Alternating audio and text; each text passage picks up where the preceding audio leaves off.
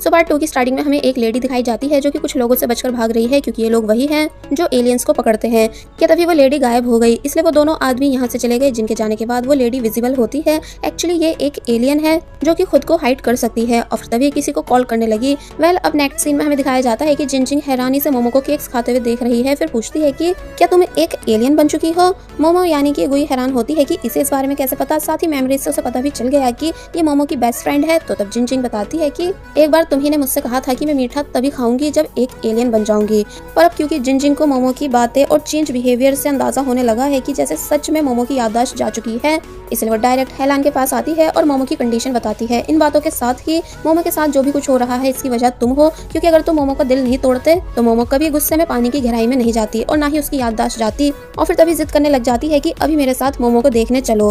हेलान मना कर रहा होता है तो तब जिनजिंग ने यहाँ शोर करना शुरू कर दिया। एक्चुअली हेलान टाइम पास के लिए यहाँ पार्ट टाइम जॉब करता है, इसलिए उसको जिनजिंग के ज्यादा फोर्स करने पर जाना ही पड़ता है। अब हम वो सीन देखते हैं जब गुई वॉशरूम आई थी तो उसे मिरर में मोमो नजर आई थी जो कि पूछ रही है कि आखिर तुम कौन हो। तो तब गुई भी अपनी रियल फॉर्म में आ गई एंड उसने बताया कि मेरा नाम गुई है, मैं एक एलियन हूँ और दूसरे प्लेनेट से आई हूँ। मैंने पूरे 2 करोड़ सालों तक समुद्र के अंदर तुम्हारे आने का इंतजार करा था क्योंकि तुम मेरा ही पार्ट हो, यानी हम दोनों की सोल जुड़ी हुई है। मोमो शॉक होने लगती है इन सभी बातों को सुनकर, फिर बोली कि ये सब ठीक एक ड्रीम जैसा लग रहा है, जैसे कि मैं किसी फैंटेसी वर्ल्ड में आ चुकी हूँ। तो तब गुई बताती है कि मुझ में स्पेशल पावर्स हैं जो मुझे दूसरे प्लेनेट के बुरे लोगों से बचानी थी, इसलिए मैंने खुद को एक स्टोन के अंदर कैद कर दिया था एंड अब बस मुझे तुम्हारे ही आने का इंतजार था।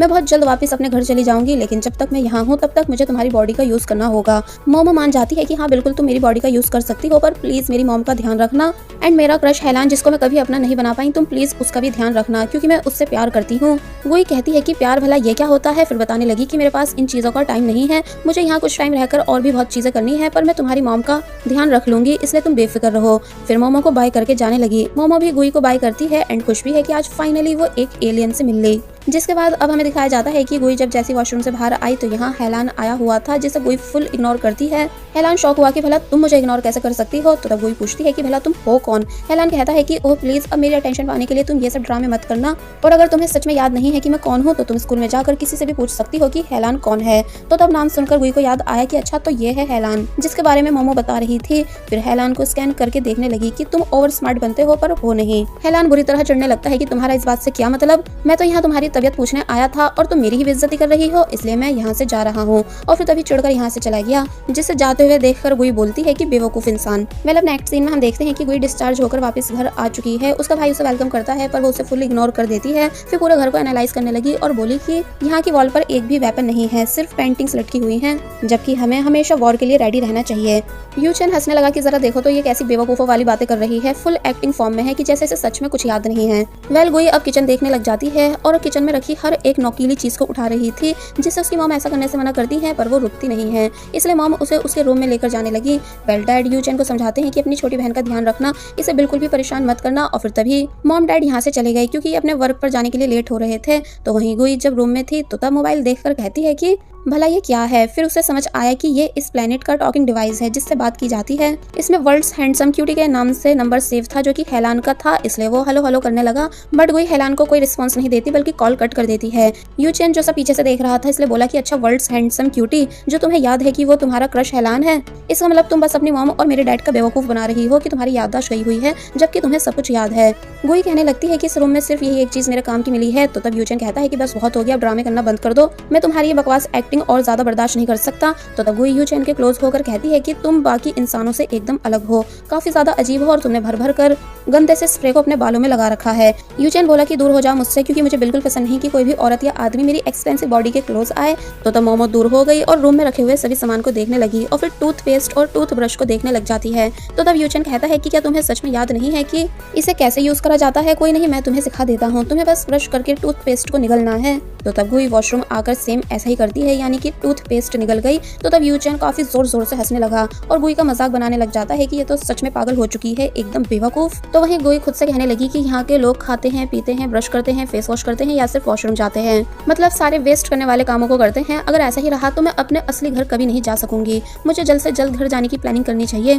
कि तभी सीन कट हुआ और दिखाया गया कि कैसे गुई ड्रीम देख रही है कि उनकी शिप पर अटैक हुआ था जिस वजह से सभी सिस्टम खराब हो चुके थे और जो इनके दुश्मन थे उन्होंने गुई के प्लेनेट पर इतना जबरदस्त अटैक करा था कि वो प्लेनेट बुरी तरह जल गया था।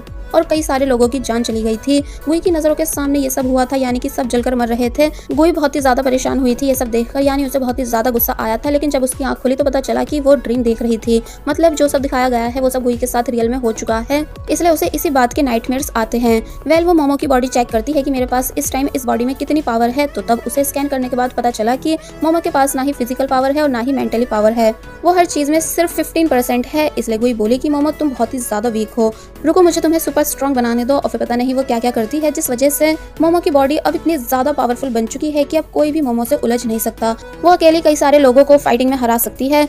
वेल अब दिखाया गया कि वो जब जैसी फुल पावर के साथ रूम से बाहर आई कहीं जाने के लिए, तो तब यूचेन उसे रोकता है कि इतनी रात में तुम कहाँ जा रही हो, मुझे डैड ने तुम्हारी देखरेख करने के लिए बोला है, इसलिए तुम कहीं नहीं जाओगी। बट गुई बोली कि ये 4 हाथ और तुम्हारे कमजोर हाथ मुझे रोक नहीं सकते हैं। और फिर तभी यूचेन को साइड में फेंक कर यहाँ से चली गई।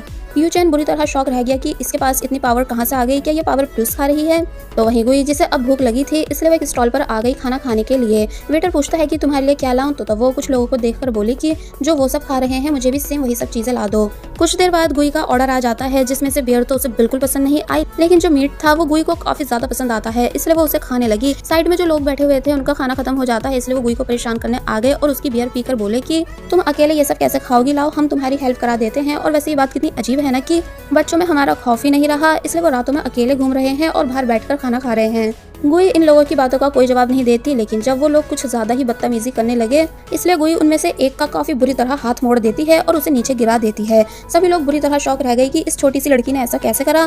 फिर गुई को मारने की कोशिश करने लगते हैं, लेकिन कोई भी गुई के सामने टिक नहीं पाता, यानी वो बैठे बैठे ही इन लोगों को सबक सिखा देती है और फिर आराम से वापस से अपने मीट को खाने लगी, क्योंकि वो उसे सच में काफी ज्यादा पसंद आ रहा था। स्टॉल ओनर पुलिस को कॉल कर चुके थे, इसलिए तभी पुलिस भी यहाँ आ जाती है एंड पुलिस हैरान है कि भला इन्हें किसने मारा। तो तब सभी बताते हैं कि इस छोटी बच्ची ने हमें मारा है, इसको भी हमारे साथ लेकर चलो। तो तब ऑफिसर्स गुई को भी अरेस्ट कर लेते हैं, जबकि गुई कहती रह गई कि तुम सब पहले मेरी अपने हेड से बात करवाओ। फिर जब वो वैन में बैठी तो उससे सभी गैंगस्टर्स को डर लग रहा था।